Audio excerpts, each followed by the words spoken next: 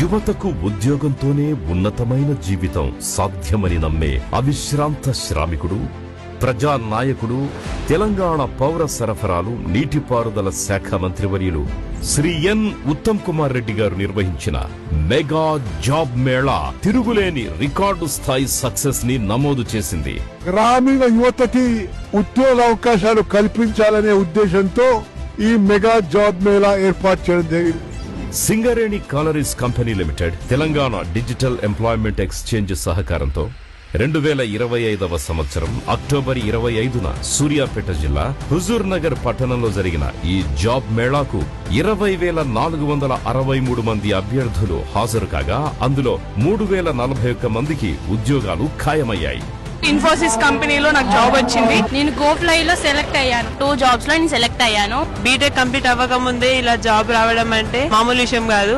ఇంకా 1,533 మందికి ఉద్యోగాలు ఖాయం కానున్నాయి. ఈ మెగా జాబ్ మేళాకు 240కి పైగా నేషనల్, ఇంటర్నేషనల్ కంపెనీలు పాల్గొని మంచి ప్యాకేజీలతో జాబులను ఏర్పాటు చేశారు. ఈ మేళాలో జాబులు సాధించిన అభ్యర్థులతో పండగ వాతావరణం నెలకొంది. ఉత్తమ్ కుమార్ రెడ్డి గారికి ధన్యవాదాలు తెలియజేస్తున్నాను. ఉత్తమ్ కుమార్ రెడ్డి సార్ కి థ్యాంక్స్ చెప్పుకోవాలి. సార్ కి రుణపడి ఉంటాం. Thank you so much Uttam Kumar Reddy sir. Special thanks to minister Uttam Kumar Reddy గారు for this wonderful opportunity to the youth. నిరంతరం ప్రజాసేవకే జీవితాన్ని అంకితం చేసిన శ్రీ ఉత్తమ్ కుమార్ రెడ్డి గారి కృషికి నిదర్శనం ఈ జాబ్ మేళా ఘన విజయం.